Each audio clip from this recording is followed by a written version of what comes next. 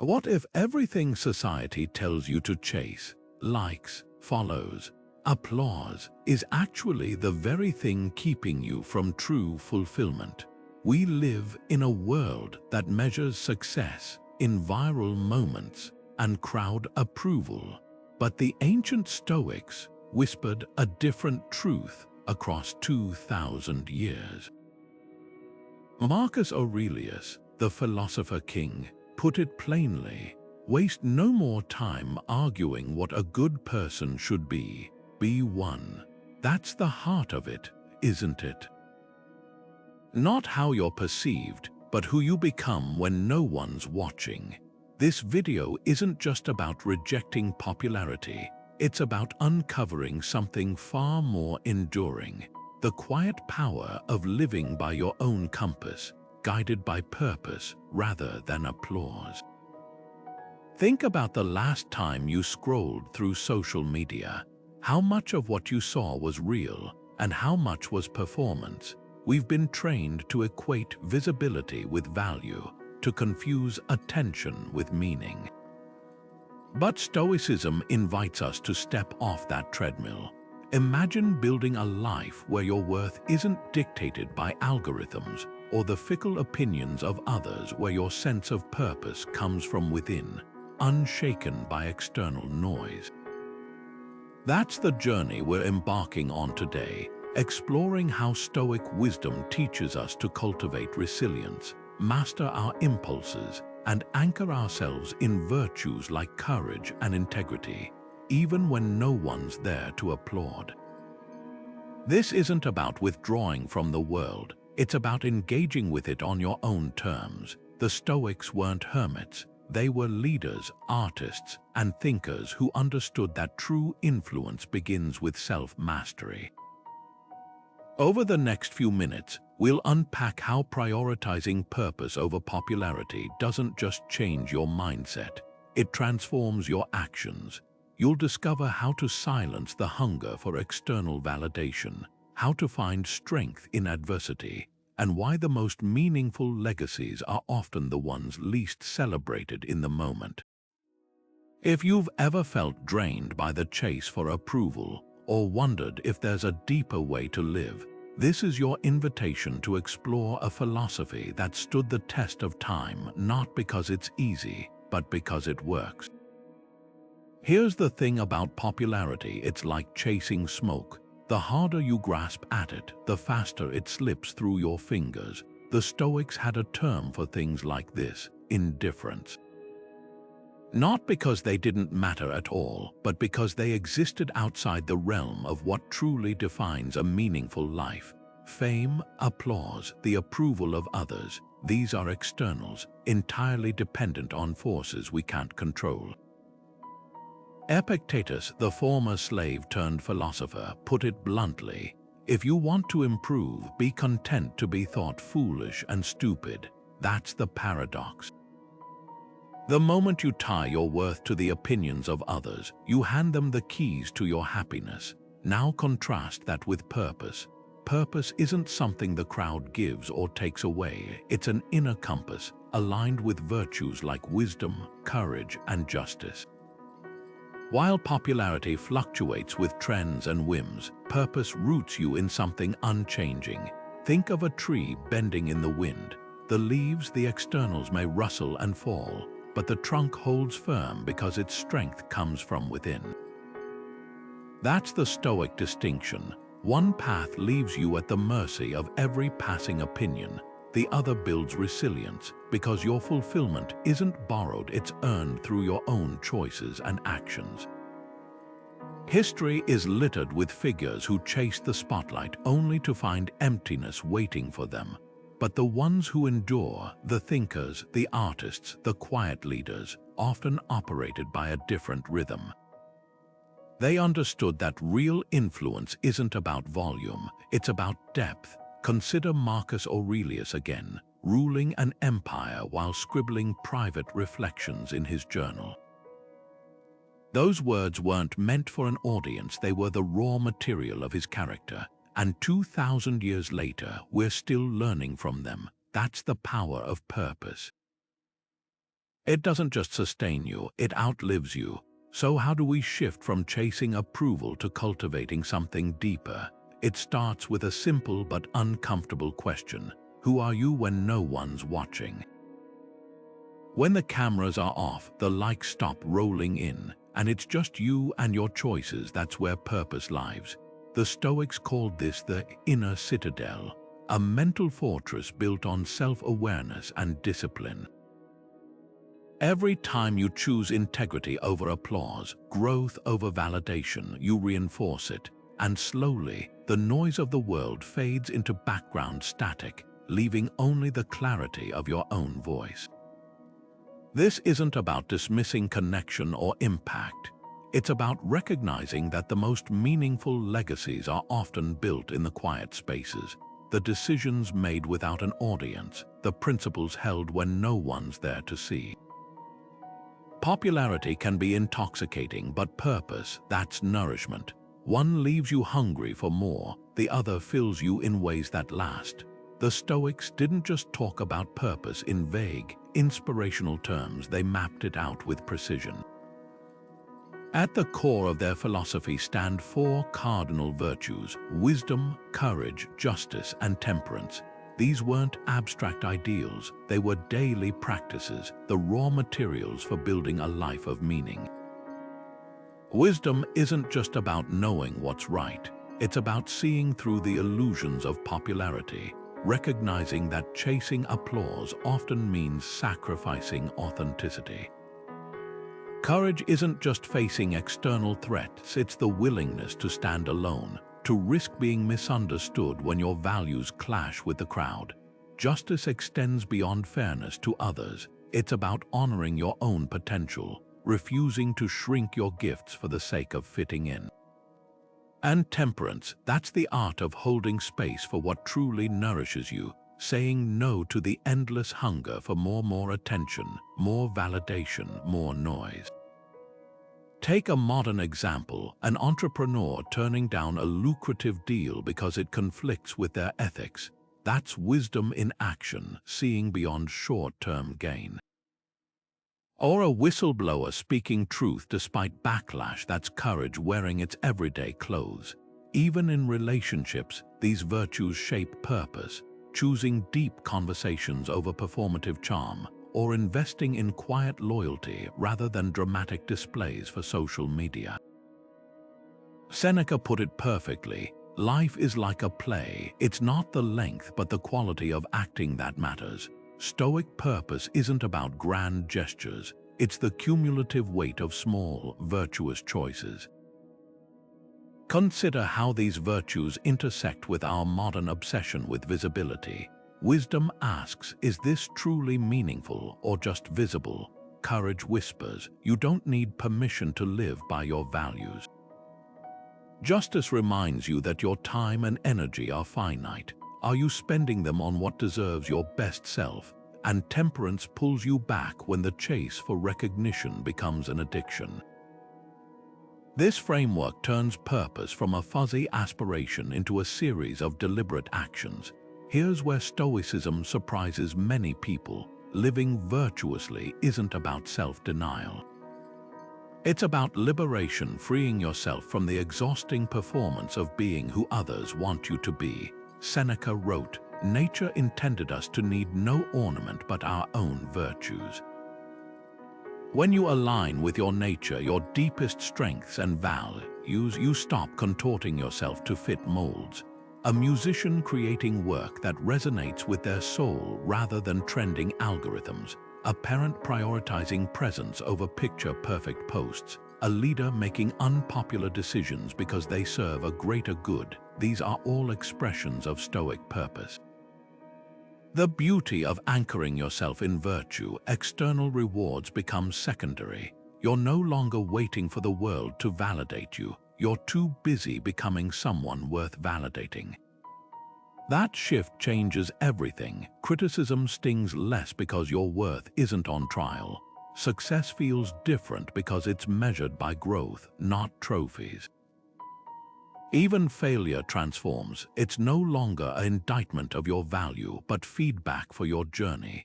This is what the Stoics meant by living according to nature. Not some romanticized return to the wild, but aligning your actions with the highest version of yourself, one virtuous choice at a time.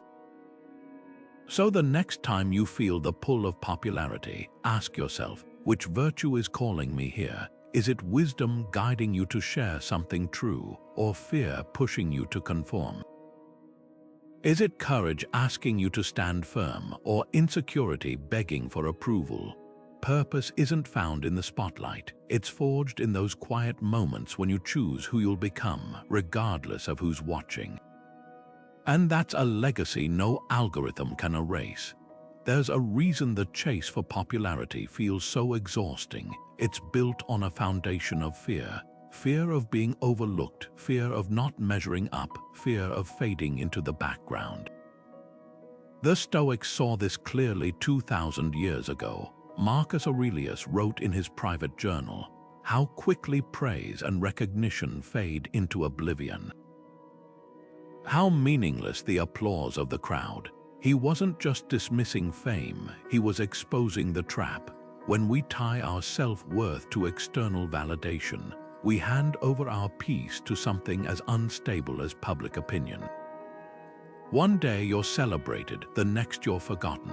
That's the nature of applause. It's here one moment, gone the next, leaving you scrambling for the next hit of approval. Think about the last time you modified your behavior to fit in or gain approval. Maybe you laughed at a joke you didn't find funny, stayed silent when you should have spoken up, or downplayed a passion because it wasn't cool. These might seem like small compromises, but each one chips away at your integrity. The Stoics called this prosoch, the practice of vigilant self-awareness.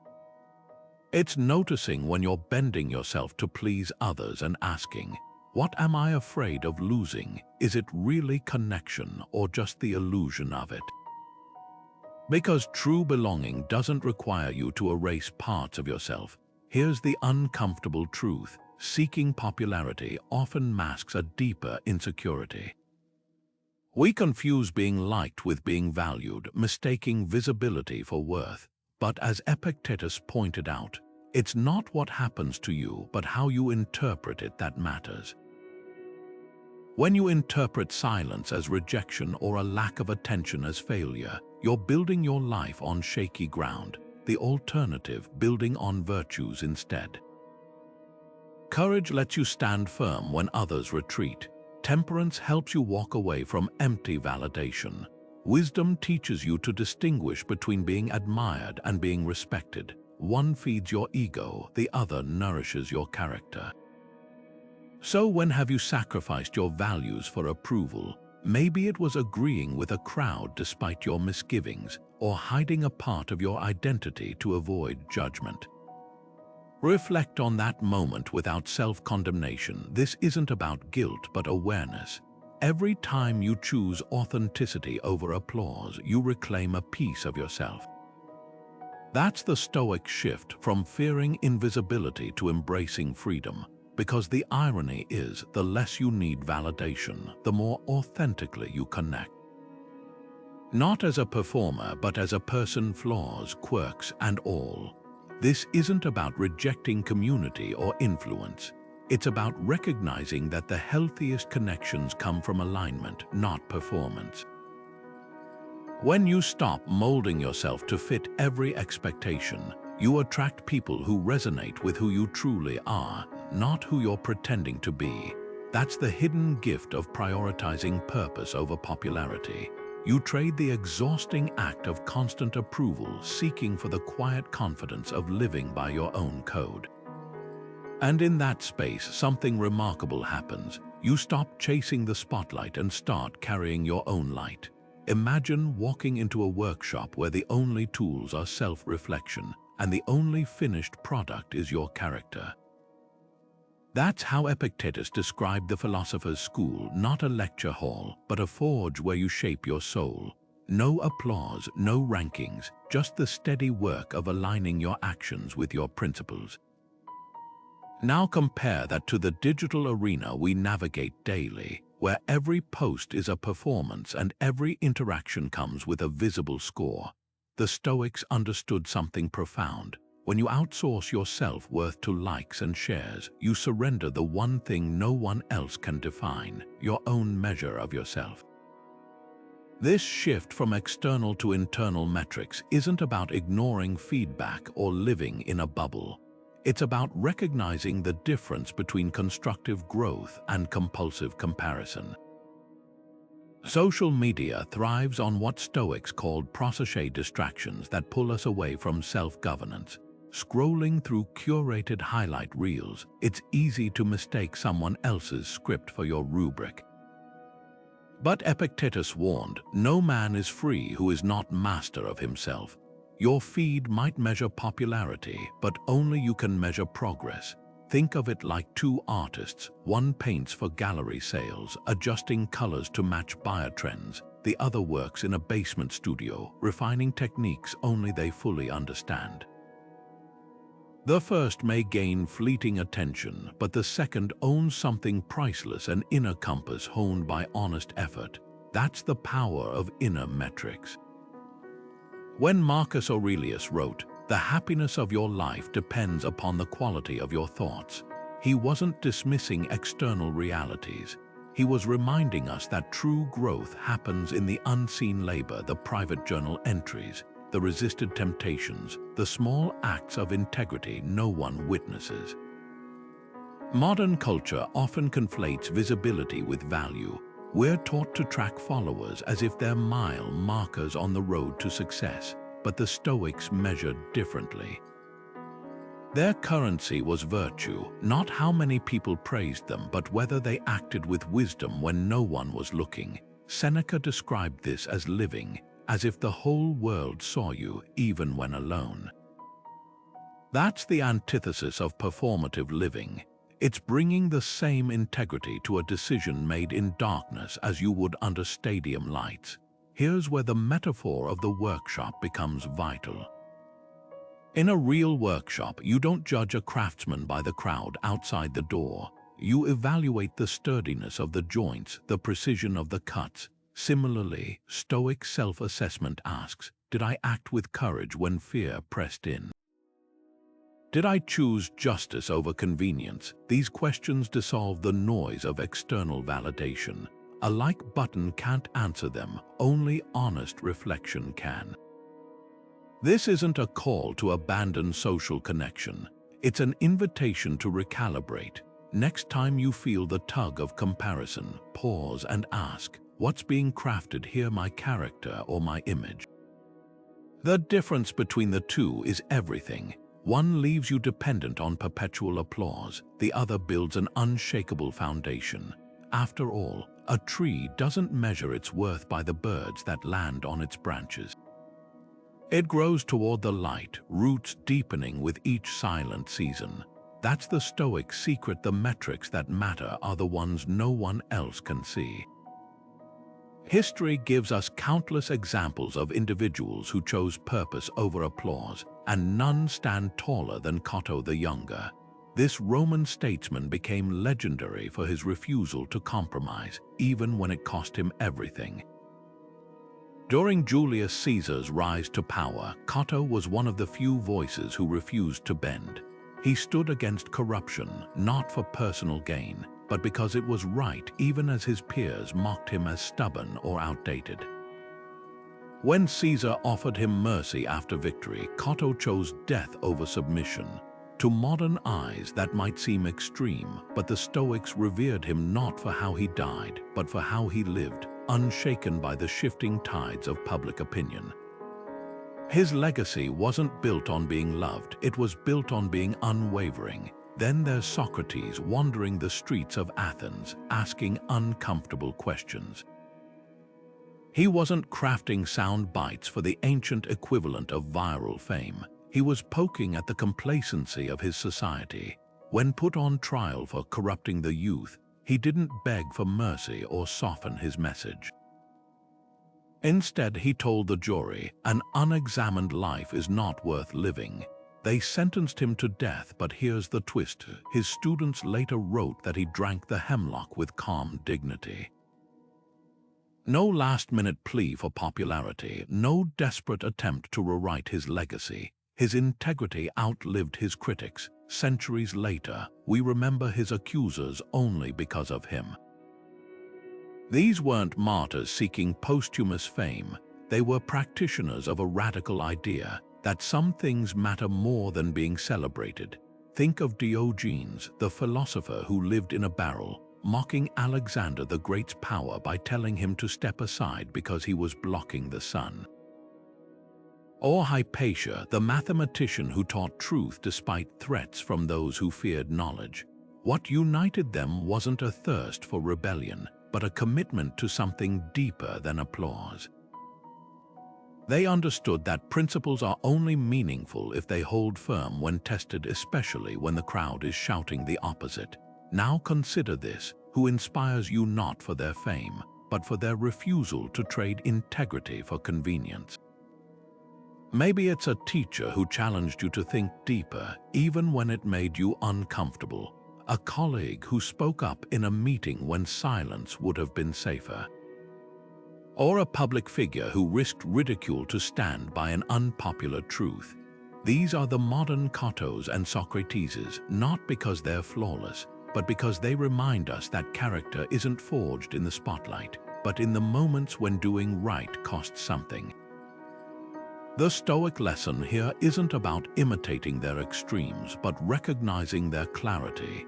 They didn't waste energy pleading for understanding or resenting their critics.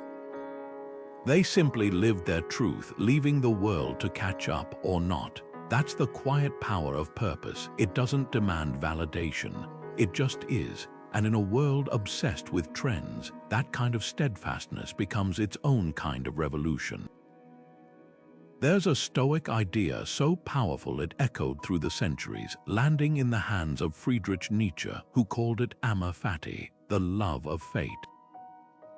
At its core, it's not about passive acceptance, but a radical embrace of every twist, every challenge, every moment life hands you, especially the ones that don't come with applause. Imagine standing at a crossroads. One path is well lit, lined with cheers and approval. The other is dim, uncertain, but pulsing with a quiet calling. Amor fati is the courage to choose the second path, not in spite of its difficulty, but because of it.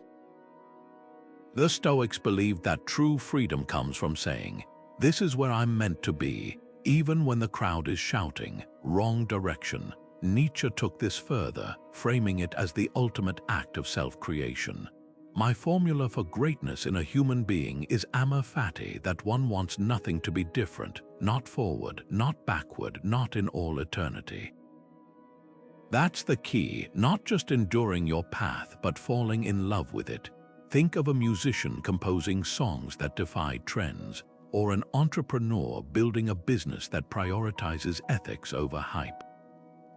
These choices often come with loneliness, with moments of doubt when the world seems to reward everyone but you. But amor fati whispers, this struggle isn't a detour, it's the path itself. Consider how this applies to modern creative work.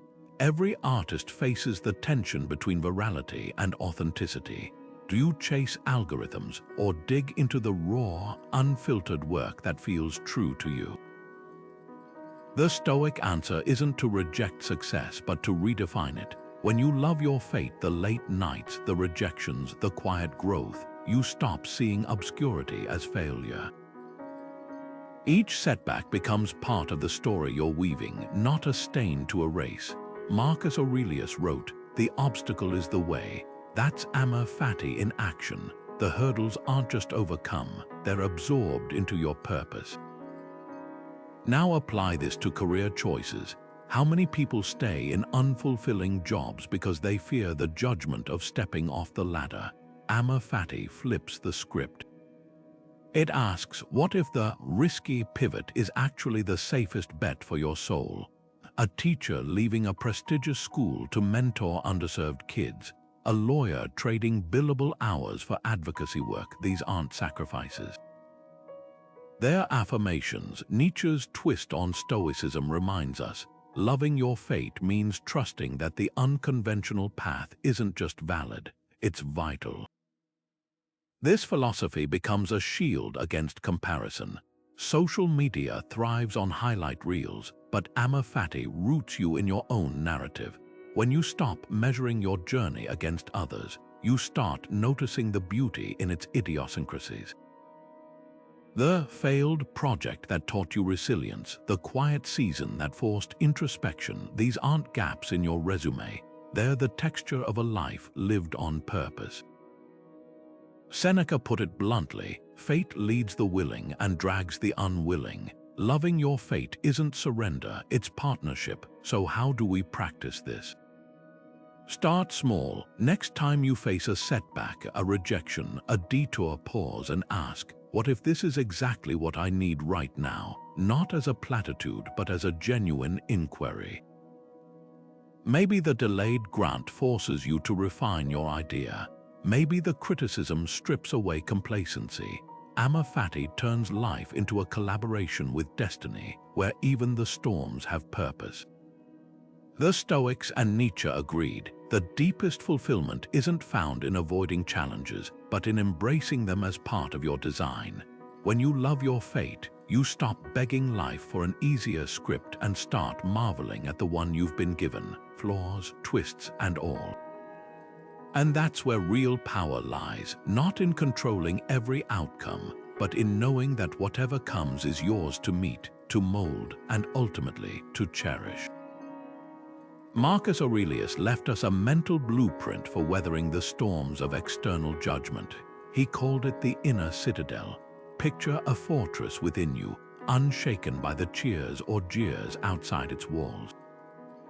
This isn't about building emotional armor to shut the world out, but about cultivating a space where your worth isn't held hostage by passing opinions. The Stoic emperor wrote, "You have power over your mind, not outside events. Realize this and you will find strength." That's the essence of cognitive distancing, recognizing that praise and blame are weather patterns while your core remains solid ground. Think of the last time someone's criticism lingered in your mind for days, or a compliment gave you a fleeting high. Both reactions reveal the same vulnerability, an over-reliance on externals to define your value. The Stoics proposed a radical alternative. Let opinions be opinions, not facts, not verdicts, just echoes of other people's perspectives. Epictetus, who endured slavery before becoming a philosopher, framed it this way: if someone told you that others were speaking ill of you, don't defend yourself against the words, but reply, "They must not know my other faults, or they would have mentioned those too." That's cognitive distancing in action, meeting judgment with humor, not defensiveness, because your self-assessment doesn't require their endorsement. Here's how to practice this today. Grab a journal and try this prompt. What would I believe about myself if no one ever praised or criticized me again? The answer isn't meant to dismiss feedback, but to reveal the bedrock beneath it. Another exercise, replay a recent moment of praise or blame, but imagine it's being said about a stranger. Does it feel as weighty? Often, we amplify opinions when they're directed at us, forgetting they're just sounds in the air, not verdicts carved in stone. The power of this practice isn't in becoming indifferent to others, but in reclaiming your agency. When a coworker takes credit for your idea or a stranger mocks your passion online, cognitive distancing lets you pause and ask, does this change what I know to be true? Like a tree unaffected by the wind's direction, your roots, your values, your growth remain undisturbed. Seneca captured this perfectly. A man who has learned how to die has unlearned how to be a slave. Replace die with detach, and the truth holds. Liberation comes when others' words lose their chains. This isn't about suppressing emotions. It's about observing them without letting them hijack your equilibrium. Next time you feel the heat of unjust criticism or the giddiness of excessive praise, try this Stoic move. Visualize placing those words on a leaf floating down a river. Watch them pass without clinging. That mental space, the gap between stimulus and response, is where your freedom lies. And in that space, you'll find something far more valuable than popularity: the unshakable quiet of knowing who you are, regardless of who's applauding. Seneca once wrote to his friend Lucilius, "It is not the man who has too little, but the man who craves more, that is poor." That piercing insight cuts to the heart of Stoic minimalism, not as an aesthetic trend, but as a liberation from everything that dilutes purpose. Imagine your attention as a spotlight. In a cluttered room, the beam scatters, illuminating fragments but never the whole. Now picture that same light in an empty space. Suddenly, it reveals with startling clarity what truly matters. That's the gift of simplicity. The Stoics weren't advocating for barren lives. They were engineers of focus, systematically removing the noise that drowns out signal. Consider how modern life bombards us with endless options, curated feeds, bottomless entertainment, a relentless churn of must-haves. Each distraction presents itself as harmless, even enriching. But Seneca warned, to be everywhere is to be nowhere. Every notification, every swipe, every accumulation, material or digital, demands a sliver of your finite attention. Over time, those fragments add up to a fractured existence. Contrast that with the Stoic practice of ascesis, deliberate training in discernment. Like an athlete shedding unnecessary weight to move faster, they stripped away the non-essential to hone their capacity for what deserved their full presence. History offers a vivid case study in Alexander the Great and Diogenes. When Alexander, the most powerful man on earth, asked the philosopher living in a barrel if he wanted anything, Diogenes simply replied, "Step aside, you're blocking my sunlight." The exchange wasn't just about rejecting wealth, it was a masterclass in defining sufficiency. Diogenes knew that every possession, every entanglement carries hidden costs. Social media operates similarly. Each platform promises connection but demands your attention as currency. The Stoic question isn't, "Can I afford this?" but "At what cost to my purpose?" This isn't a call to abandon technology or live ascetically. It's about auditing your life with Stoic rigor. Start with one area: your phone, your schedule, your physical space. For each element, ask, does this serve my deeper aims or merely occupy space? Like pruning a tree, the goal isn't to denude but to direct energy toward fruitful branches. Marcus Aurelius modeled this in his leadership, writing, "The fewer things you need, the freer you become." His journals reveal a ruler who understood that excess obligations, even those masquerading as opportunities, could strangle effective action. The paradox: minimalism amplifies abundance. When you stop chasing the next dopamine hit of validation or acquisition, you rediscover the richness already present. Seneca described letters from friends as true possessions, contrasting them with the empty bustle of material accumulation. Translate that to today. How many connections clutter your feeds without offering the depth of a single real conversation? Purpose thrives in the space between distractions, the quiet where you hear your own thoughts clearly enough to follow them. Practical steps emerge naturally from this mindset. Designate tech-free hours to disrupt autopilot scrolling. Implement a one-in, one-out rule for commitments or possessions. Most crucially, redefine enough. The Stoics measured wealth not by what they owned, but by what they could joyfully do without. That shift transforms minimalism from deprivation to empowerment, a declaration that you choose your focus rather than surrendering it to the highest bidder. In the end, simplicity isn't about having less for its own sake. It's about making room for more of what ignites your soul. As Seneca put it, until we have begun to go without, we fail to realize how unnecessary many things are. The clutter we shed isn't just physical or digital, it's the weight of others' expectations, the false urgency of trends, the myth that busyness equals meaning. Strip that away and what remains isn't emptiness, it's the unmistakable shape of your purpose finally visible. Criticism stings because we secretly fear it might be true, that the voices outside somehow know us better than we know ourselves. The Stoics dismantled this fear with a tool called premeditatio malorum, the premeditation of evils. Far from pessimistic, this practice was about mentally rehearsing disapproval before it arrived, so when it came, you'd already stood firm in the storm. Seneca advised, rehearse poverty, exile, and death, especially death, and you'll find nothing terrifying left in life. Apply that to criticism. Rehearse being mocked, misunderstood, or dismissed, and suddenly the real thing loses its fangs. Take a modern example. When Sarah Blakely launched Spanx, she faced relentless ridicule.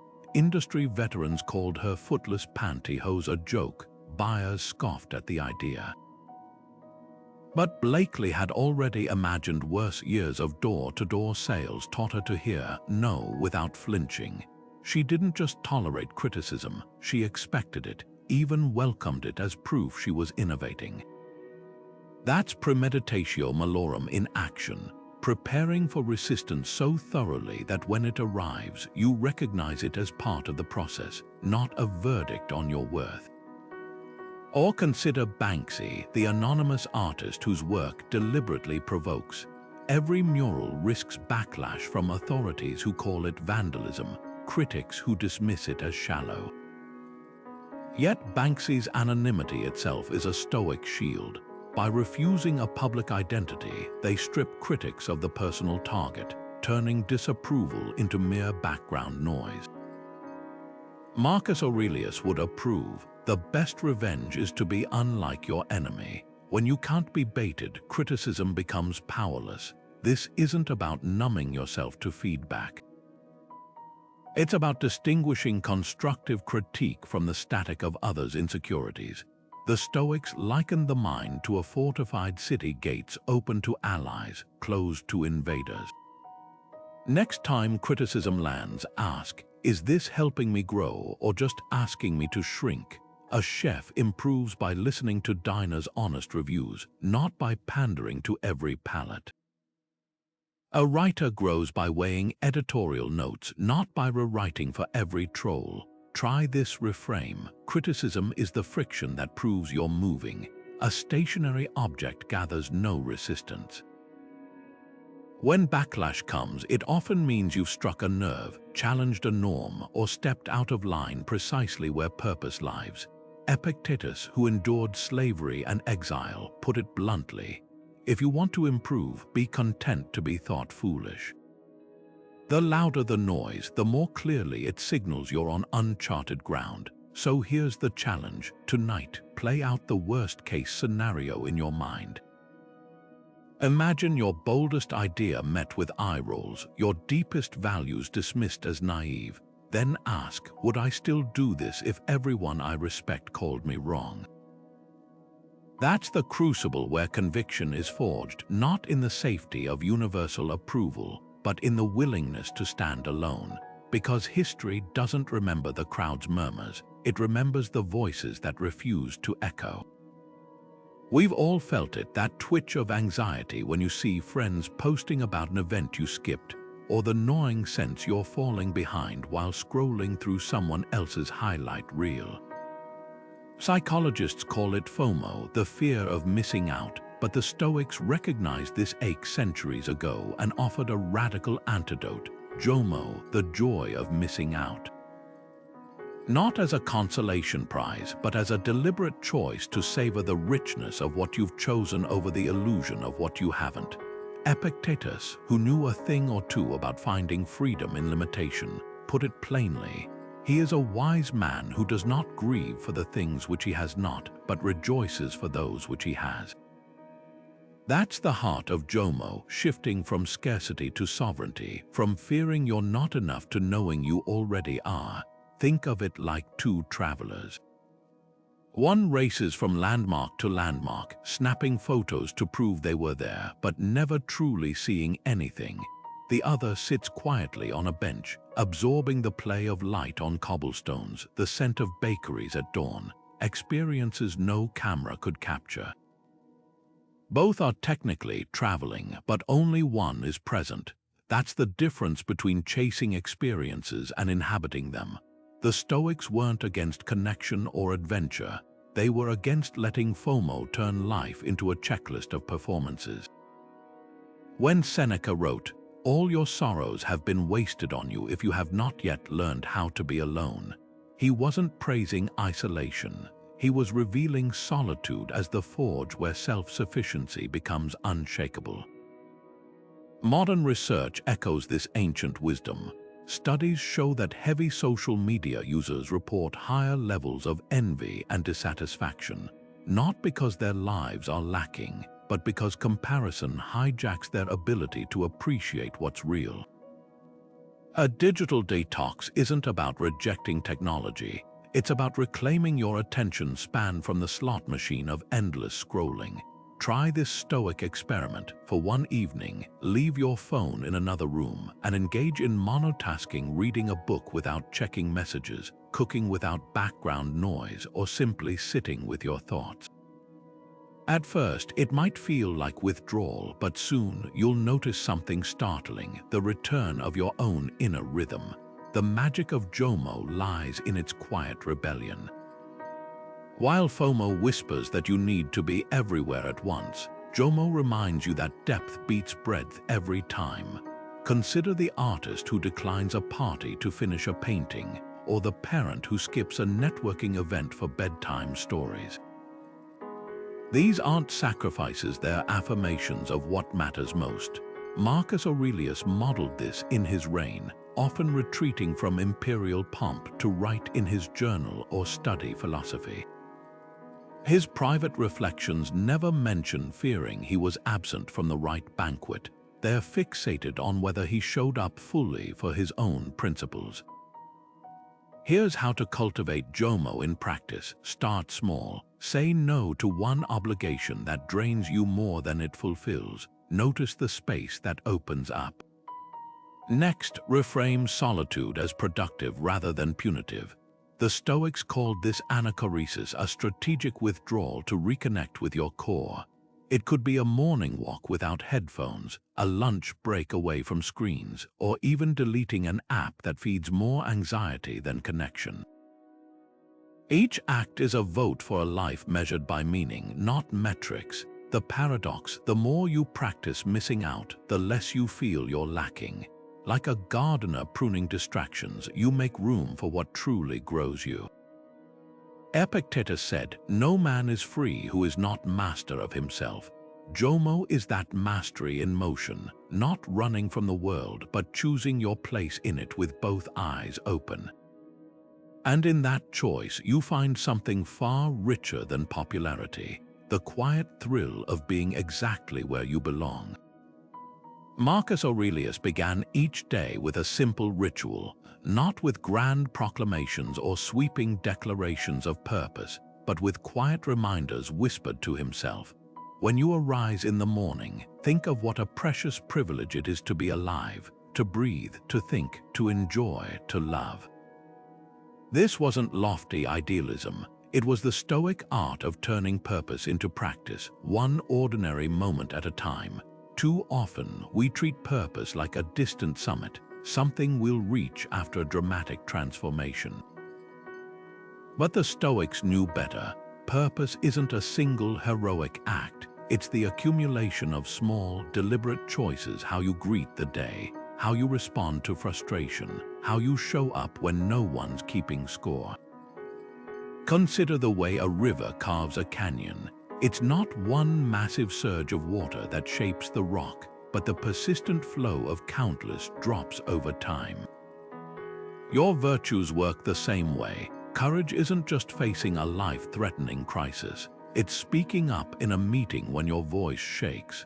Wisdom isn't only about profound insights. It's pausing before reacting to a provoking text. Justice isn't solely reforming entire systems. It's giving the barrister the same respect you'd offer a CEO. These daily acts are the bricks that build your inner citadel. So what would your daily virtues look like? Start by borrowing from Marcus' playbook. Each morning, name one intention that aligns with your deeper values, not a to-do item, but a quality to embody. Maybe it's patience during your commute, curiosity in a difficult conversation, or generosity toward a colleague who tests you. At night, reflect not on what you achieved, but how you showed up.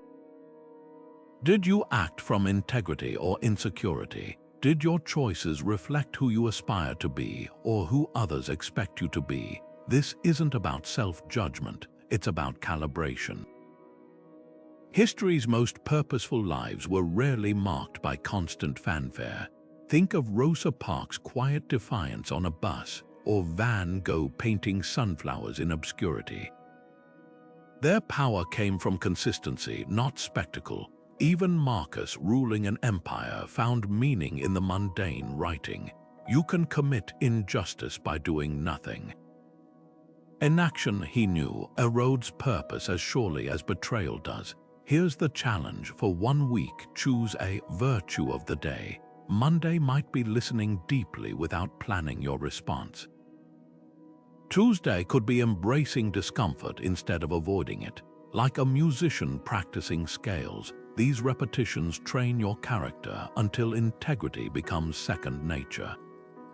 The goal isn't perfection, it's presence. When you stumble, and you will, treat it as data, not failure.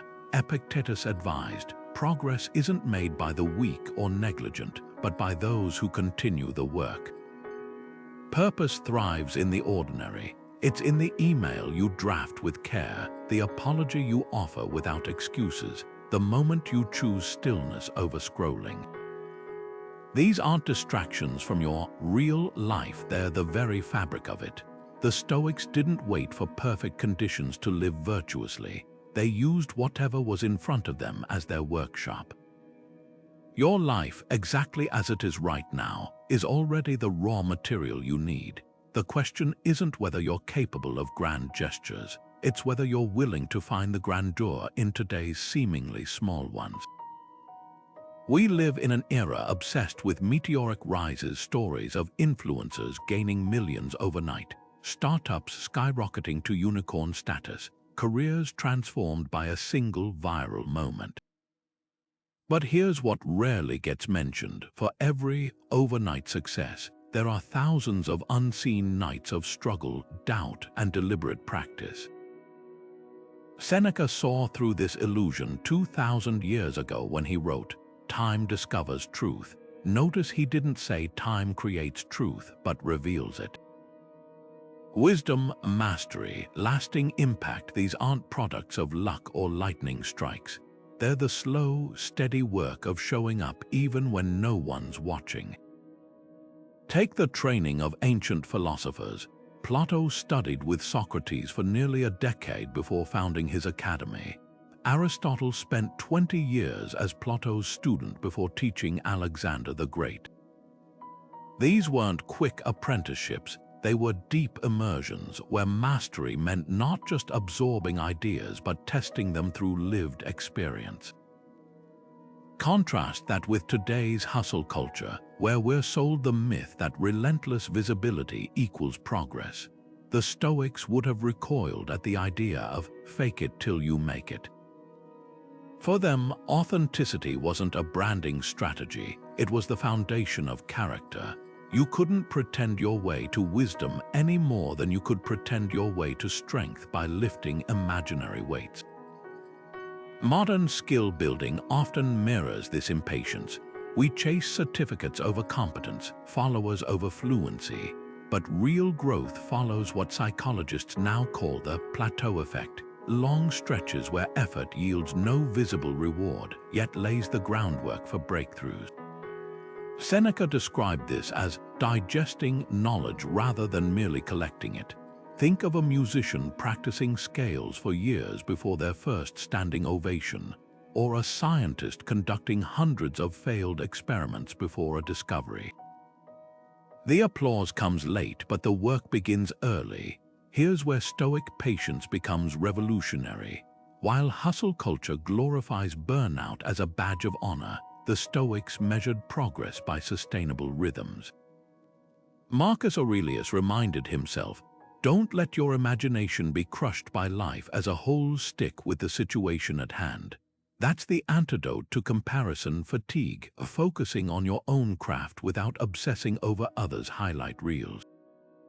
When you're tempted by shortcuts, remember Epictetus's warning. No great thing is created suddenly, any more than a bunch of grapes or a fig. If you tell me you desire a fig, I answer that there must be time. Let it first blossom, then bear fruit, then ripen. This isn't about rejecting ambition. It's about redefining success as alignment rather than acceleration. The sculptor slowly chiseling marble isn't falling behind the one hastily slapping paint on canvas. They're operating on different timelines, each legitimate. Your journey might lack the dopamine hits of viral moments, but it's building something far more durable. As Seneca put it, life is long if you know how to use it. The myth of overnight success isn't just false, it's corrosive. It turns the natural arc of growth into a source of shame when it should be a testament to your commitment. So the next time you feel pressured to rush, ask yourself, am I chasing a flash or building a flame? One burns out quickly, the other lights the way for years. Seneca once observed, "Leisure without study is death, a tomb for the living." That startling phrase cuts to the heart of the Stoic rebellion against performative busyness. In a world that equates speed with success and noise with importance, the Stoics championed something radical: the power of silence, not as empty space, but as fertile ground where deep work takes root. Picture two scholars, one frantically quoting every philosopher at a crowded symposium, the other sitting alone with a single text, absorbing its lessons line by line. Who do you think emerged with richer insights? The Stoics knew that real understanding grows in quiet, just as oak trees don't sprout overnight from shouted commands, but from years of unseen growth beneath the soil. Modern life bombards us with endless chatter, notifications, podcasts, background TV, the constant hum of digital connectivity. We've convinced ourselves this cacophony is productivity when it's often just motion disguised as progress. Seneca saw this coming. People are frugal in guarding their personal property, but as soon as it comes to squandering time, they are most wasteful. The irony: the busier we appear, the less we often accomplish. Deep work, the kind that changes minds and builds legacies, requires what psychologist Cal Newport calls cognitive stillness. The Stoics practiced this through asceticism, deliberate withdrawal from the crowd's noise, to engage in what Marcus Aurelius termed the conversation you have with yourself.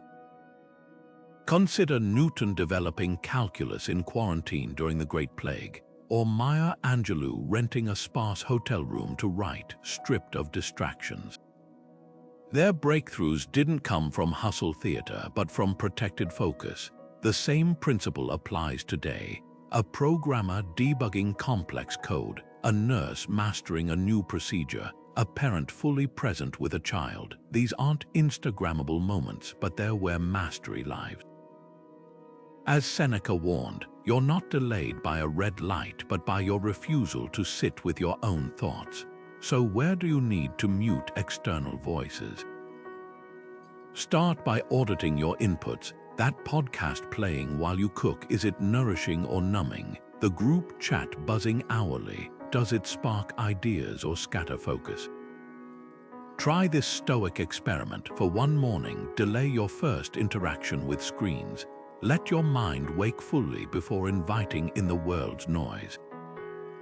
You might discover, as the Stoics did, that silence isn't absence, it's the space where your clearest thinking emerges.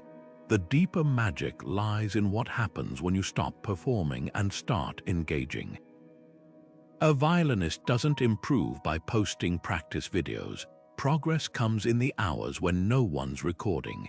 Similarly, your most transformative growth will happen off camera, in the quiet between the noise. As Seneca wrote to Lucilius, "Until we have begun to go without, we fail to realize how unnecessary many things are." Strip away the performative, and what remains isn't emptiness, it's the unmistakable shape of your purpose, finally able to breathe.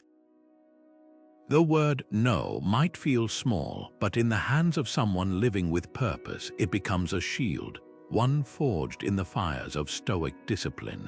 Epictetus, who knew the weight of boundaries better than most, having been born into slavery, offered a razor-sharp tool for this, the dichotomy of control. "Some things are within our power," he wrote, "while others are not." At first glance, it sounds simple, but applied to daily life, it's revolutionary. Every request, every invitation, every opportunity that lands in your lap falls into one of two categories: things you can influence, your choices, your effort, your boundaries, and things you can't, others' expectations, social pressure, the fear of missing out. The art of saying no begins with this filter. Imagine your time and energy as a vault protecting your most valuable asset, your purpose. Not every demand deserves entry. A colleague asks you to lead yet another non-essential meeting. A friend pressures you to join their frenetic side hustle. Social media dings with another urgent trend. Before responding, run it through the Stoic test. Does this align with what I control, my growth, my values, my priorities, or am I being pulled into someone else's agenda?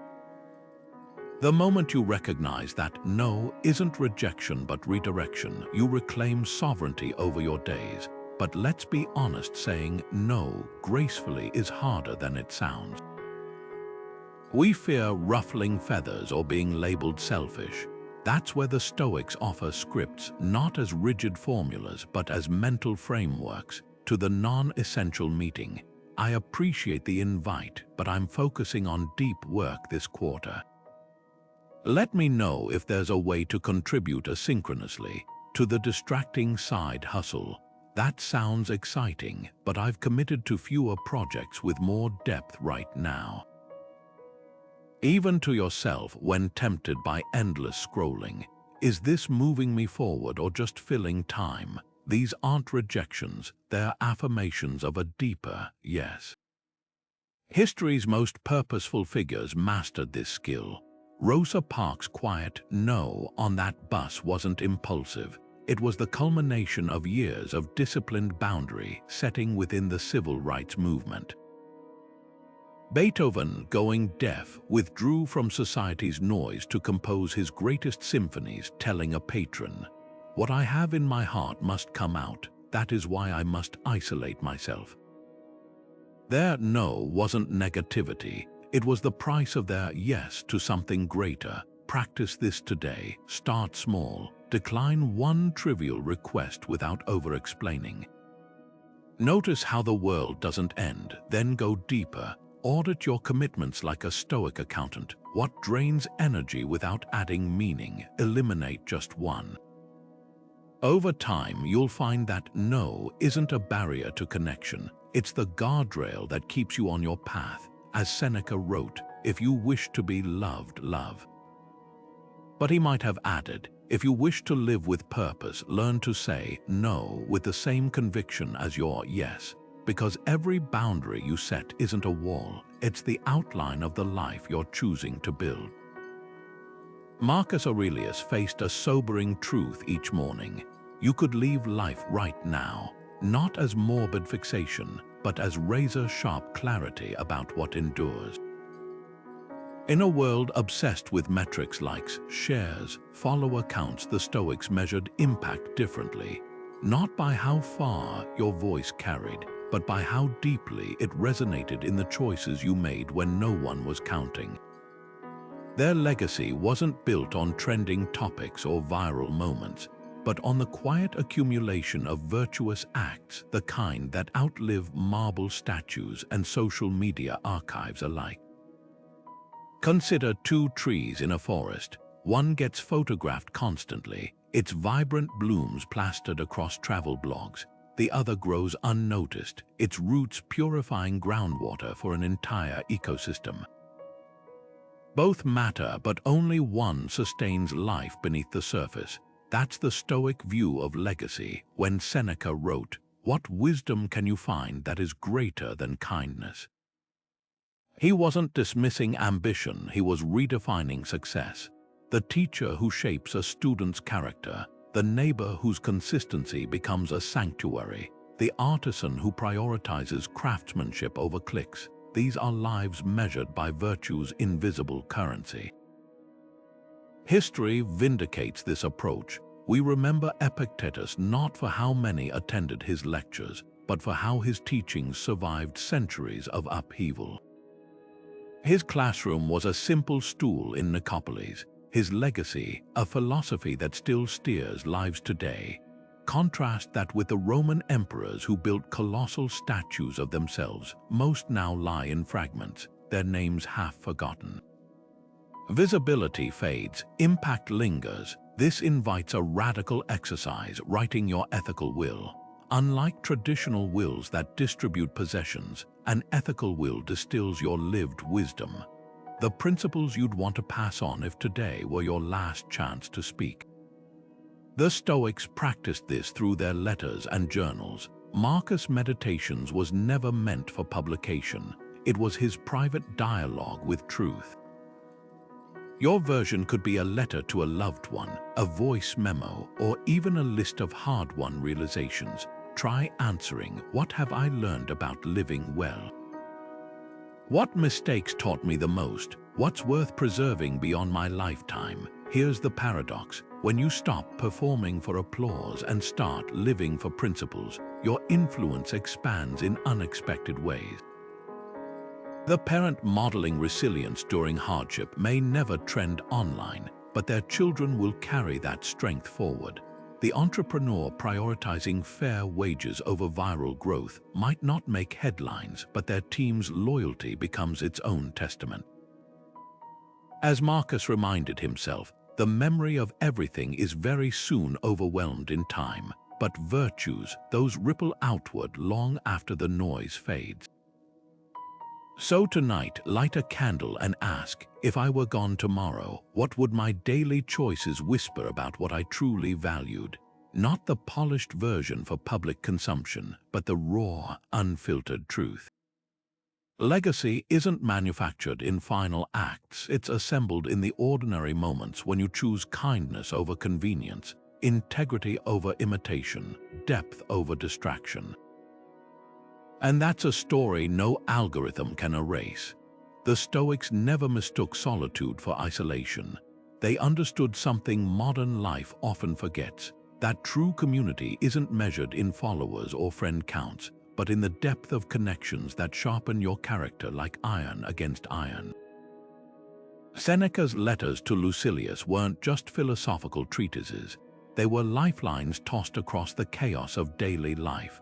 Proof that even the most self-sufficient minds grow stronger when rooted in relationships that demand honesty over admiration. Associate with those who will make a better man of you, he wrote. Welcome those whom you yourself can improve. That's the Stoic paradox. The path to self-mastery runs through others, but only if those ties are built on mutual growth rather than mere convenience or applause. Consider the difference between a ship's anchor and a buoy. Superficial networks like social media connections or workplace acquaintances keep you afloat but drift with every current. Deep bonds like those Seneca championed anchor you to something solid. When adversity strikes, it's not the 100 casual contacts who sustain you, but the 3 or 4 who have earned the right to speak hard truths. The Stoics called this sympatheia, the interdependence of all people, but they applied it selectively. Marcus Aurelius surrounded himself with philosophers and critics, not sycophants. Epictetus taught students to question him openly. These weren't just friendships, they were live workshops where virtue was tested daily. Modern research echoes this ancient insight. Studies on loneliness reveal a startling truth. You can feel profoundly disconnected while drowning in digital friends. The average person today has twice as many social connections as someone in the 1980s, but reports feeling lonelier. Why? Because Stoic friendship operates by different rules. It's not about frequency of interaction, but the quality of engagement. A single conversation that challenges your assumptions or reflects your blind spots does more for your growth than a year's worth of likes on vacation photos. As Seneca put it, friendship always benefits, love sometimes injures. Practical application starts with an audit of your inner circle. Who asks you the questions you'd rather avoid? Who celebrates your principles more than your achievements? One exercise from Seneca's letters: for every person you spend significant time with, ask, if I became like them, would I be proud of who I've become? This isn't about judging others, but recognizing that influence flows both ways. Even the Stoics, masters of self-discipline, knew no one is immune to the slow drip of their environment's values. Yet balance remains key. Just as a sword weakens if never tested but shatters if overused, Stoic community thrives in rhythm, solitude for reflection, connection for growth. Imagine a gardener tending two gardens, one private, where seeds of self-awareness take root away from prying eyes, the other communal, where plants cross-pollinate. Both spaces are vital. The art lies in knowing when to retreat into your inner citadel and when to open its gates to those who have earned entry. Here's where modern life turns Stoic wisdom upside down. We often prioritize visibility over vulnerability, mistaking networking for kinship. But the bonds that endure, the ones Seneca wrote about by candlelight, are forged in shared purpose, not shared algorithms. A mastermind group dissecting life's hardest questions carries more Stoic weight than 1,000 passive followers. A single friend who knows your struggles and still holds you accountable is worth more than an audience that only knows your highlight reel. So tonight, try this. Write one real letter, not a text, not a DM, a message that requires thought, stamp, and waiting. Tell someone how they've shaped you, or ask a question that invites depth. It might feel anachronistic, but that's the point. The slower the medium, the richer the soil for roots to grow. And in that slowness, you'll find what the Stoics cherished most, not just connection, but communion. The kind that outlasts trending topics and Wi-Fi signals, because it's built on something no platform can commodify: the irreplaceable friction of two minds honing each other toward truth. Socrates stood in that Athenian courtroom facing a choice. No one envies: recant his teachings to spare his life, or speak his truth knowing it would cost him everything. With poison waiting in the wings, he didn't beg for mercy. Instead, he told his judges, "If you offered to let me go on condition that I no longer speak as I have been speaking, I would say to you, I will obey the God rather than you." That Stoic courage distilled to its essence, the willingness to stand by what's right even when the crowd brands it inconvenient, uncomfortable, or outright dangerous. 2,000 years later, we still face versions of that trial, not in marble courthouses, but in boardrooms, group chats, and family dinners where fitting in often feels safer than speaking up. Modern whistleblowers embody this same principle. Take Frances Horgen, the Facebook employee who exposed the company's own research showing its algorithms fueled division. She didn't leak documents for fame. She did it because, like Socrates, she believed the public had a right to truth, even when it threatened powerful interests. Or consider Dr. Lai Wenliang, the Chinese physician who early in the pandemic warned colleagues about a mysterious new virus. silenced by authorities, he later succumbed to that same virus, but not before his quiet defiance sparked a global conversation about transparency. These aren't martyrs seeking glory, they're ordinary people who reached a Stoic breaking point, the moment when silence becomes complicity. Yet most of us won't face trials or life-threatening choices.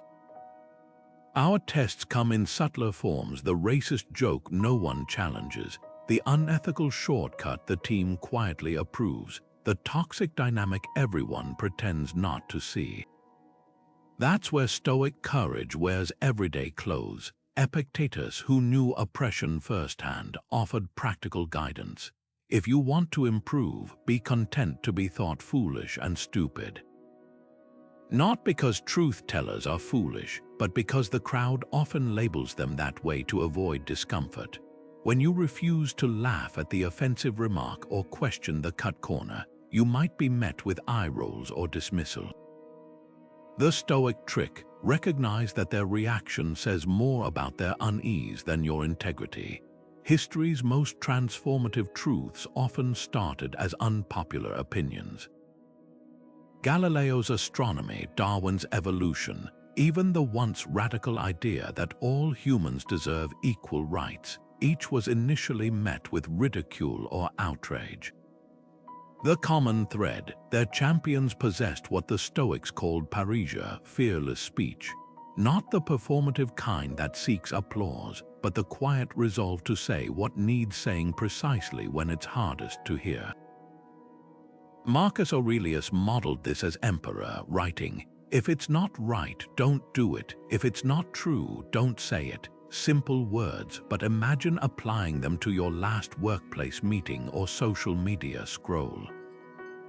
So where does this leave us? Start by reflecting. When have you swallowed words to keep the peace? Maybe it was nodding along to a flawed plan to avoid conflict, or withholding feedback to spare someone's feelings. Now ask the harder question: what did that silence cost not just others but your own sense of self? Every time we mute our truth to maintain harmony, we erode a piece of our integrity. The Stoics weren't advocating for reckless confrontation. They were champions of discernment. Sometimes courage means speaking plainly. Other times, it means walking away from those who refuse to hear. Here's the paradox: the more you practice ethical candor, the less you fear disapproval. Like a muscle, truth-telling strengthens with use. Begin small. The next time a friend misrepresents facts, gently offer clarity. When a colleague takes credit for your idea, claim your contribution without apology. These moments might feel uncomfortable at first, but discomfort is the price of growth.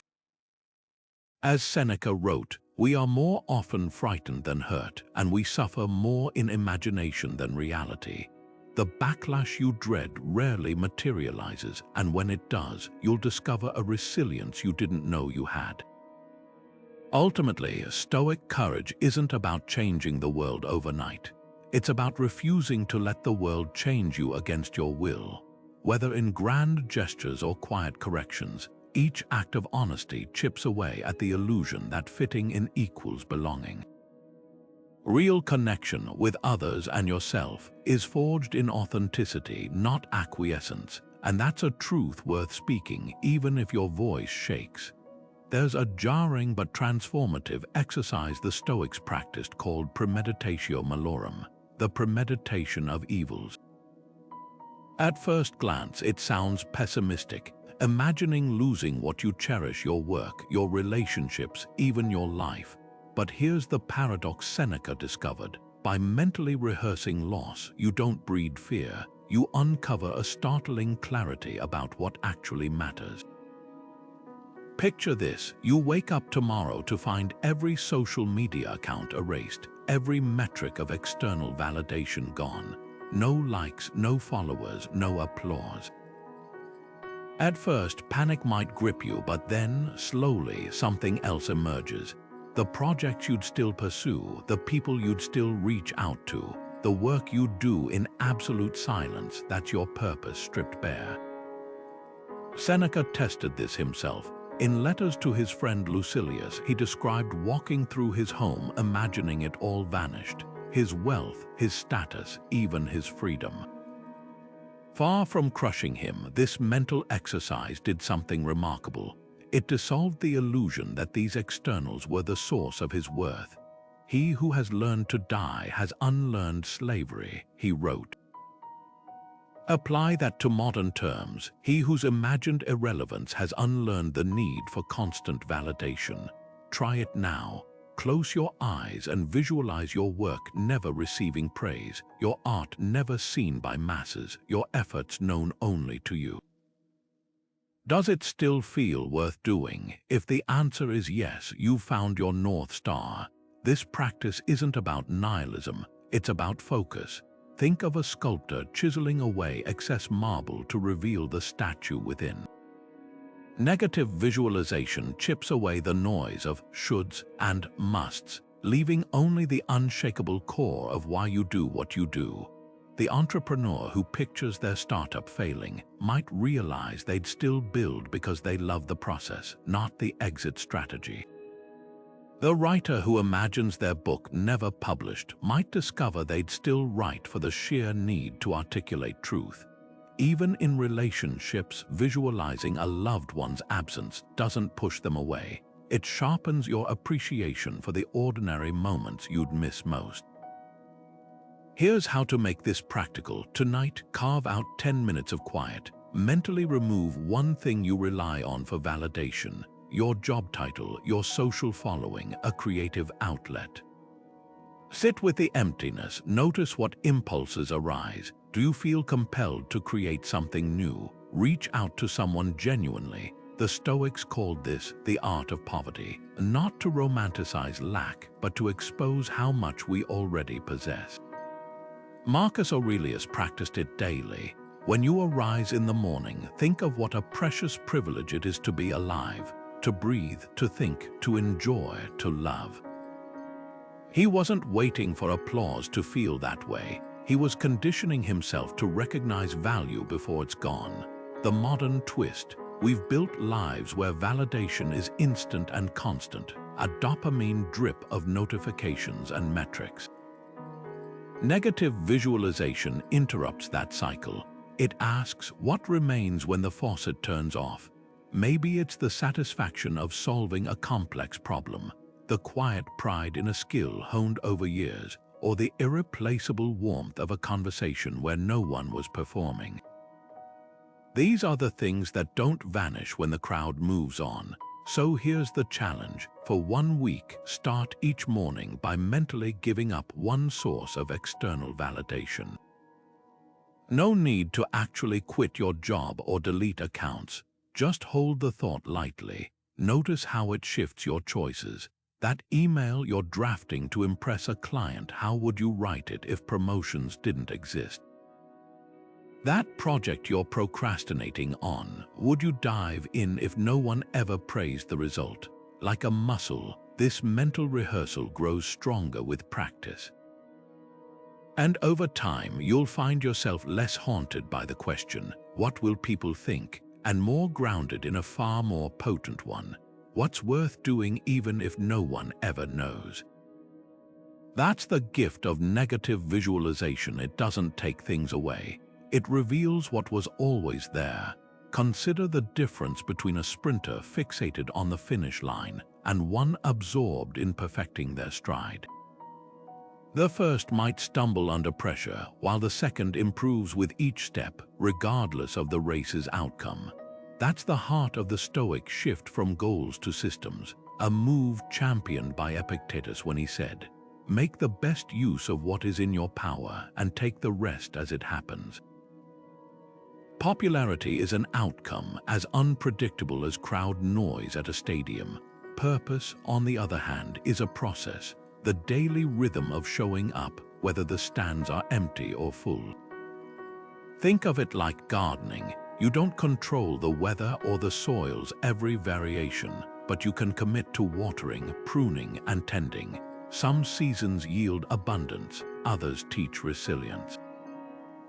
The Stoics weren't anti-ambition, they were pro-agency. Your job isn't to force the harvest, but to cultivate with consistency. A writer obsessed with bestseller lists might compromise their voice for trends, while one focused on daily pages builds a body of work that outlasts algorithms. Both want readers, but only the second controls what actually matters: their craft. This is where habit tracking becomes a Stoic tool, not as a rigid scorecard, but as a mirror reflecting alignment. Try this for 1 week. Log not what you achieved, but how you engaged. Did you create for clout or curiosity? Did you speak to impress or to express? Epictetus warned, "It's not what happens to you, but how you react that matters." Habit tracking turns that reaction into a measurable practice. Each entry is a chance to ask, was this effort rooted in my values or someone else's metrics? History's most enduring figures often work this way. Beethoven composed even as deafness silenced the applause he might have received. Marie Curie researched radioactivity without knowing her work would redefine science. Their focus wasn't on legacy, but on the next experiment, the next measure of music. Modern research echoes this. Studies on motivation show that process-oriented individuals outperform those fixated on outcomes. They're less rattled by setbacks because their satisfaction comes from the act itself, not just the trophy. Here's the practical shift. Redefine your daily win, not as a milestone reached, but as a principle honored. For a student, it's not the grade, but the depth of understanding. For an entrepreneur, it's not the valuation, but the problem solved. This isn't about rejecting results, it's about tethering your effort to something steadier than external validation. As Marcus Aurelius wrote, "The fruit of this life is good character and acts for the common good." Notice he didn't say the fruit is admiration or fame. The harvest matters, but the farming, that's where purpose lives. So tonight, put your head on the pillow and ask, what systems did I strengthen today? Not what accolades you chased, but what muscles you built. The irony, when you stop straining for the finish line, you often find yourself running farther. Not because the crowd urged you on, but because the run itself became the reward. Envy is a peculiar kind of suffering, one that feeds on the illusion that someone else's light dims your own. The Stoics saw this centuries ago when Marcus Aurelius scribbled in his journal, "Do not waste what remains of your life in speculating about your neighbors, unless with a view to some mutual benefit." You deprive yourself of something better to do when you do this. That last phrase cuts deep. You deprive yourself of something better to do. Envy isn't just painful, it's a thief of time and attention, robbing you of the very energy you could pour into your own path. Imagine two gardeners side by side. One obsesses over their neighbor's blooming roses, measuring each petal against their own seedlings. The other tends their plot with quiet focus, learning from the soil's feedback rather than the comparison. Both gardens grow, but only one gardener enjoys the process. That's the Stoic shift, from measuring your life against others' highlight reels to investing fully in your own cultivation. When you're anchored in purpose, another's success stops feeling like a threat and starts looking like a lesson, an inspiration, or simply none of your concern. This isn't about suppressing natural emotions. It's about recognizing envy as a signal, not a verdict. That pang you feel when a colleague gets promoted or a friend's project goes viral. It's pointing to something deeper, perhaps an unmet aspiration or a neglected passion. The Stoic move isn't to shame yourself for feeling it, but to ask, what does this reveal about what I truly value? Then channel that energy inward. Epictetus, who endured slavery before teaching philosophy, framed it bluntly. He is a wise man who does not grieve for the things which he has not, but rejoices for those which he has. Here's how to put this into practice. Start a reverse envy journal. Each time you catch yourself comparing, jot down 3 things. 1. What triggered this feeling? E.g., a classmate published a book. 2. What does it suggest I care about? E.g., I want to share my ideas. 2. 3. One small step I can take today toward that. E.g., write 200 words of my draft. This transforms envy from a paralyzing force into fuel. Suddenly, your rival's achievement becomes a mirror reflecting your own unmet potential, not to depress you but to activate you. Gratitude is the other half of this antidote. The Stoics didn't just preach thankfulness, they ritualized it. Seneca wrote letters reflecting on daily gifts. Marcus began mornings by naming privileges, health, mentors, even challenges that strengthened him. Try this tonight. List 5 things you get to do that align with your purpose, no matter how small. I get to study a subject I love. I get to cook meals that nourish my family. This subtle reframe, from have to get to, reveals abundance where comparison once bred lack. The irony, the more you focus on your own garden, the less you notice others' weeds. Purpose doesn't just neutralize comparison, it renders it irrelevant. When you're engrossed in meaningful work, there's no mental space left to tally who's ahead or behind. Like an athlete absorbed in perfecting their form, you stop checking the stands and start trusting the process. And in that focus, you find something far more sustaining than fleeting superiority, the quiet joy of becoming. Seneca once compared the mind to a fortified city, where every gate must be guarded, not out of fear but discernment. Be careful, he warned, what you allow to enter your mind, for it will stay there and shape you. That's Stoic mindfulness in its rawest form, recognizing that every piece of information, every opinion, every fragment of media isn't just consumed, it becomes part of your inner architecture. Modern life bombards us with a ceaseless stream of content, breaking news alerts designed to trigger panic, social media algorithms optimized for outrage, entertainment engineered to addict rather than enrich. The Stoic response isn't to retreat entirely, but to curate with the precision of a librarian preserving rare texts. Consider how physical toxins are regulated: food labels, air quality indexes, water purity standards. Yet we routinely ingest mental contaminants without a second thought.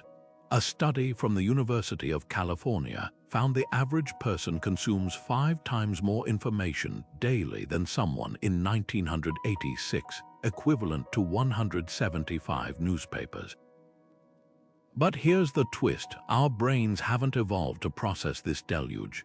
The Stoics anticipated this crisis millennia ago. Epictetus advised, if you wish to improve, be content to appear clueless or stupid in extraneous matters. Translation: you don't need to weigh in on every trending debate or absorb every viral story. Protecting your attention isn't ignorance, it's stewardship. Practical application starts with an audit. For 1 week, track your inputs like a nutritionist tracking meals. That late-night doom-scrolling session. Mental junk food, the podcast that leaves you agitated rather than enlightened. Emotional empty calories. Now apply Seneca's fortress principle. Would you let just anyone through your front door? Then why grant unlimited access to your mind? Start small, designate news hours instead of constant alerts. Use app timers to rein in social media binges. Replace reactive scrolling with intentional reading.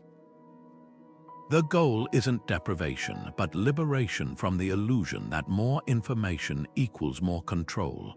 History offers a striking case study in Theodore Roosevelt. During his presidency, he deliberately limited newspaper consumption to 30 minutes daily, calling most reports mental poison. Instead, he devoted hours to deep reading, philosophy, science, literature. This discipline didn't leave him uninformed. It made him one of America's most intellectually vigorous leaders. Like a Stoic, he understood that wisdom isn't measured by how much you consume, but how well you digest. The deeper magic lies in what happens when you clear mental clutter. Creativity flourishes in quiet spaces. Decision-making sharpens when not clouded by endless opinions. Even relationships deepen when you're fully present instead of mentally fragmented. Marcus Aurelius meditated on this. You have power over your mind, not outside events. Realize this and you will find strength. That strength multiplies when you stop letting the world's chaos set your inner rhythm. Here's the ultimate test of mindful consumption. Ask not just, is this true? But, is this useful? A viral conspiracy theory might be fact-checked as false, but even debunking it leaves residue in your psyche. The Stoics measured input by a higher standard. Does this help me live with virtue? Does it expand my capacity for joy, justice, or courage? If not, it's noise masquerading as signal. So tonight, try this ritual. Instead of reaching for your device, reach for a notebook. Jot down 3 ideas or experiences from your day worth retaining. A conversation that challenged you, a problem you solved, a moment of unexpected beauty. These are your mental nutrients. Over time, you'll develop a palate attuned not to what's sensational, but what's substantial. And in that shift, you'll discover an ancient truth. The mind, like a well-tended garden, yields its richest harvests when carefully cultivated. Epictetus, the philosopher who began life as a slave, had a favorite image for learning: an empty cup. It is impossible, he said, to learn that which you think you already know. That simple metaphor cuts through the noise of our achievement-obsessed culture like a knife. We're taught to chase credentials, titles, and the illusion of mastery, but the Stoics whispered a radical alternative. Real growth begins not with filling your cup to the brim, but with emptying it completely. There's a quiet humility in recognizing that expertise isn't a destination. It's the willingness to stay perpetually curious, to kneel before the vastness of what you don't yet understand. Think of 2 artists studying under the same teacher. One arrives with a portfolio, eager to prove their skill. The other carries only a sketchbook and questions. A month later, guess whose work has evolved more? The paradox of learning is this: the more attached we are to our current abilities, the less room we leave for transformation. This isn't about false modesty, it's about the liberating admission that no matter how much you know, there's always a deeper layer waiting. Marcus Aurelius, ruler of the Roman Empire, still wrote in his private journal, "Throw away your books." Stop letting yourself be distracted, not because reading was worthless, but because true wisdom required him to step beyond rote knowledge and into the messy, humbling work of application. Modern research backs this ancient insight. Psychologist Carol Dweck's studies on fixed versus growth mindsets reveal a striking pattern. Those who see skills as static plateaus stagnate, while those who view learning as an endless horizon improve continuously.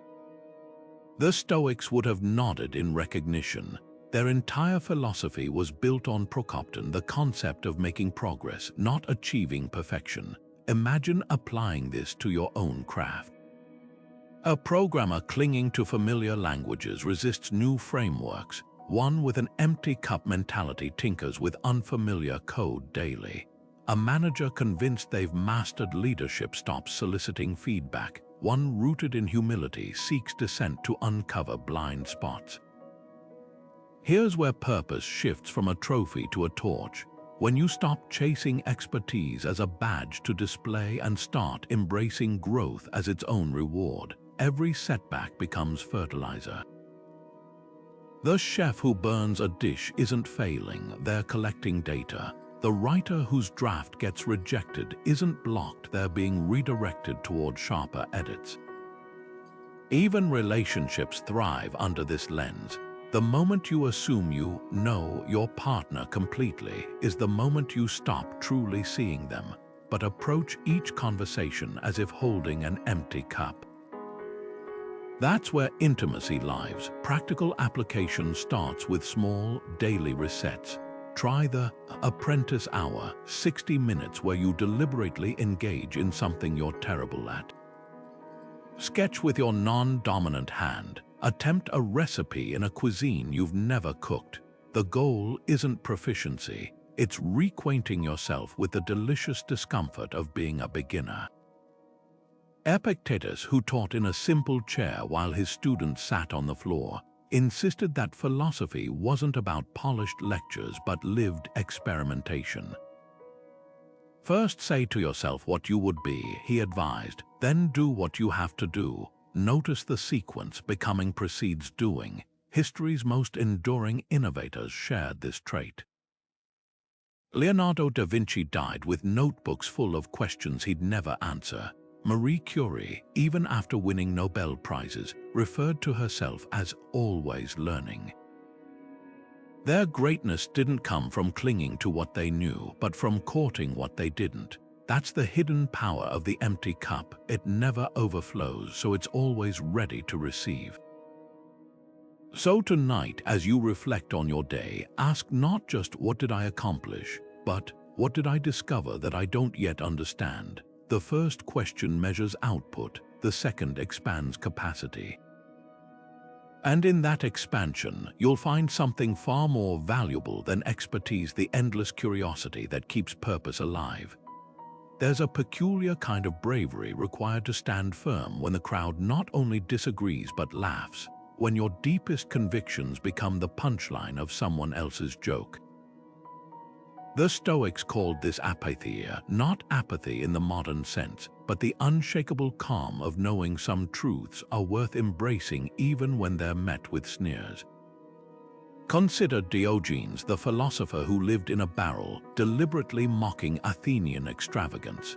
When Plato defined man as a featherless biped, Diogenes stormed his lecture with a plucked chicken, declaring, "Behold Plato's man."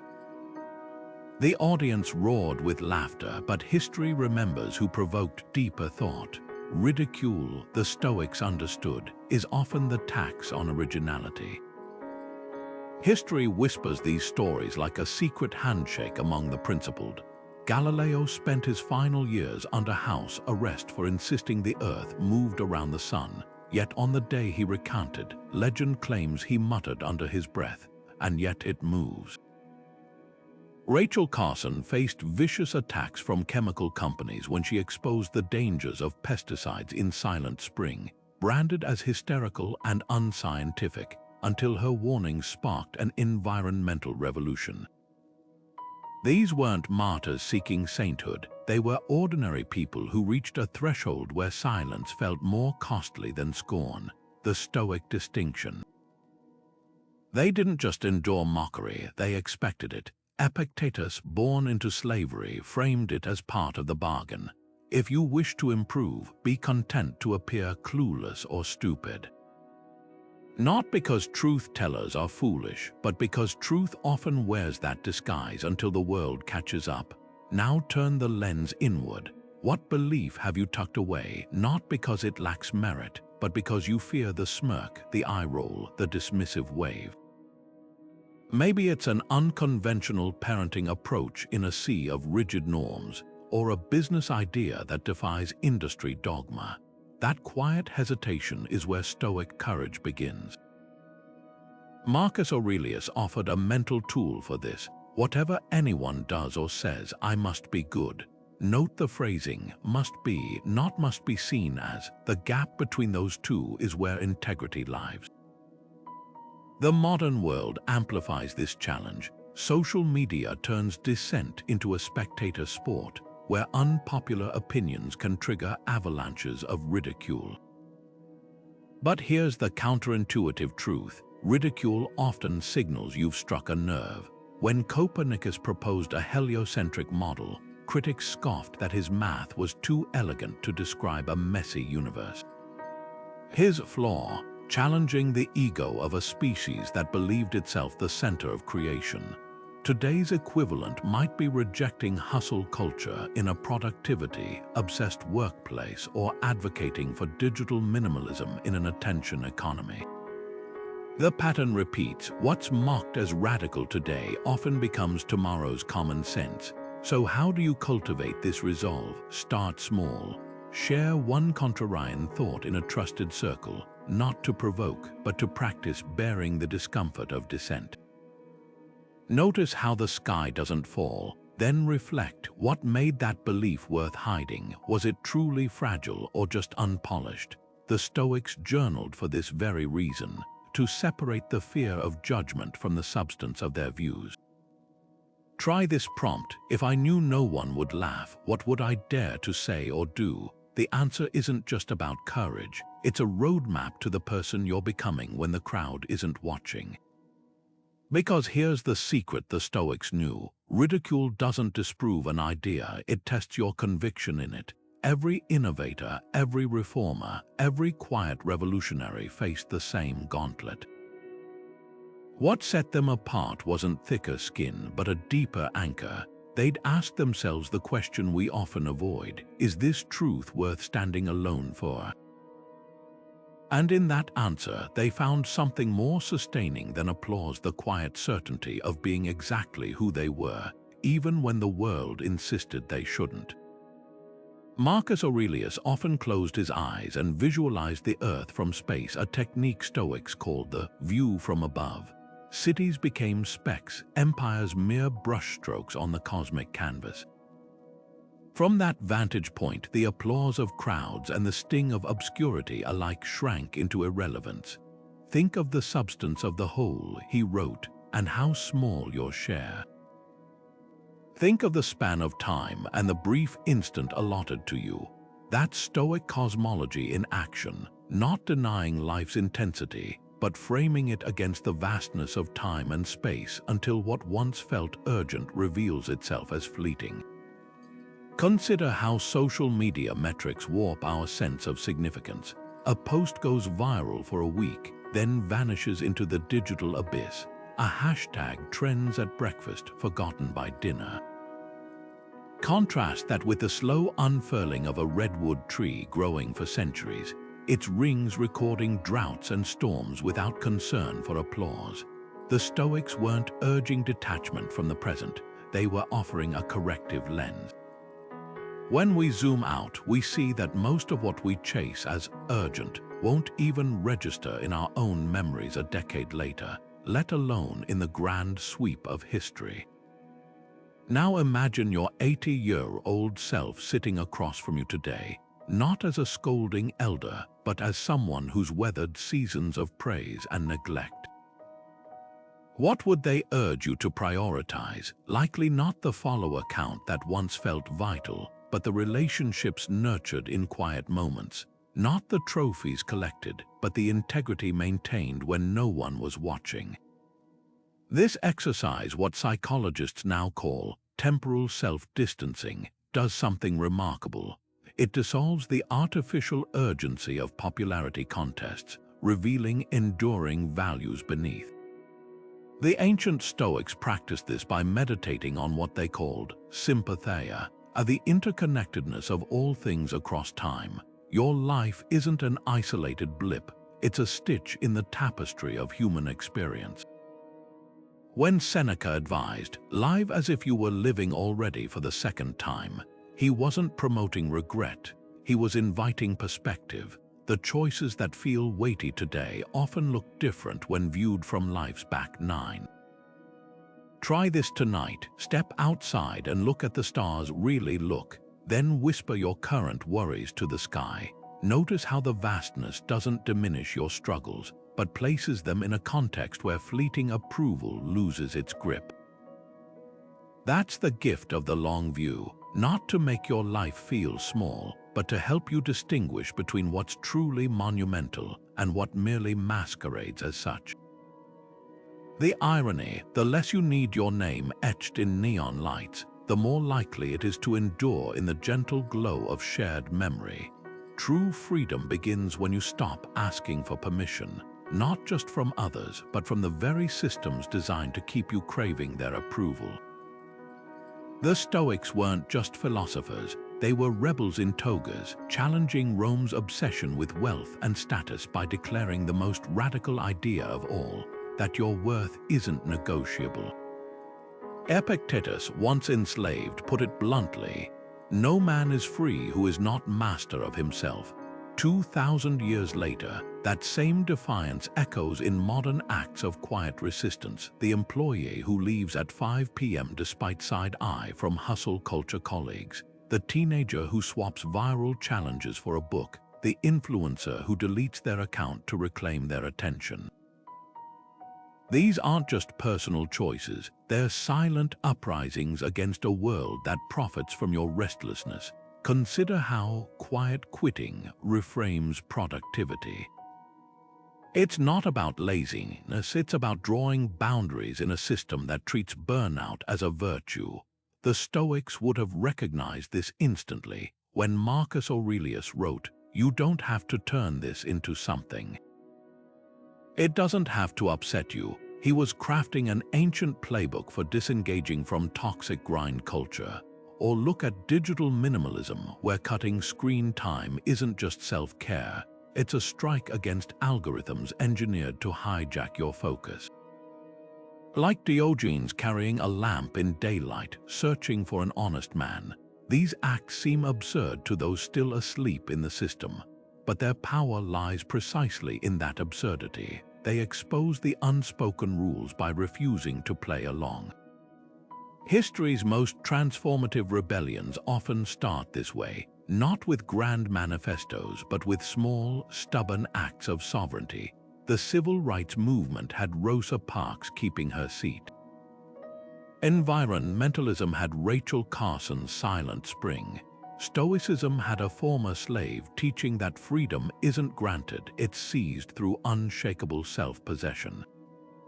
Modern parallels are everywhere. The friend who opts out of group chats draining her energy isn't being rude, she's practicing what Epictetus called the dichotomy of control, investing only in what she can shape. The artist rejecting trendy styles to hone their unique voice isn't stubborn, they're embodying Seneca's advice. Life is long if you know how to use it. This isn't passivity, it's precision. Like a judo master using an opponent's momentum against them, Stoic rebellion leverages society's pressure to fuel your liberation. When you stop chasing promotions designed to keep you hungry, you reclaim ambition on your terms. When you ignore the myth that more followers equal more value, you rediscover creativity that doesn't need an audience. Even unproductive activities become radical: a walk without a step counter, a meal without photos, a thought without a tweet. In a world screaming for your participation, the bravest act is sometimes stillness. The irony: systems reliant on your participation fear nothing more than your indifference. Every time you mute a notification to finish a book, every time you measure success by growth rather than trophies, you're not just living differently, you're quietly dismantling the machinery that equates busyness with worth. As Marcus Aurelius reminded himself, the soul becomes dyed with the color of its thoughts. Rebel souls choose their own pigments. They understand that purpose isn't found in the spotlight, it's forged in the shadows where no one's watching and no one's keeping score. We've traveled far together, from the noise of crowded arenas to the quiet strength of the inner citadel. The Stoic path isn't about rejecting the world, but about engaging with it on terms that don't erode your soul. At its core, this journey boils down to 3 anchors: choosing virtue over validation, building resilience through purpose, and measuring your life by inner metrics rather than external applause. Think of these not as lofty ideals, but as daily practices, like the gardener who tends their plot not for the admiration of passers-by, but for the deep satisfaction of seeing things grow. Seneca, who watched Rome's elite chase empty accolades, left us this piercing reminder: life is long enough if you know how to use it. That's the ultimate Stoic rebellion, not just against societal expectations, but against the thief of time itself. Every moment spent molding yourself to fit someone else's mold is a moment stolen from becoming who you're meant to be. The resilience we've explored isn't about gritting your teeth through hardship. It's about aligning with something so deeply rooted that storms become mere weather. Now it's your turn, not with grand resolutions, but with a single, deliberate step. This week, share one purposeful action you'll take, whether it's setting a boundary that protects your focus, creating something without posting it, or finally asking that question you've been avoiding. The Stoics didn't change the world through dramatic gestures, but through the accumulation of small, courageous choices. Your story is being written in these quiet decisions. What will the next line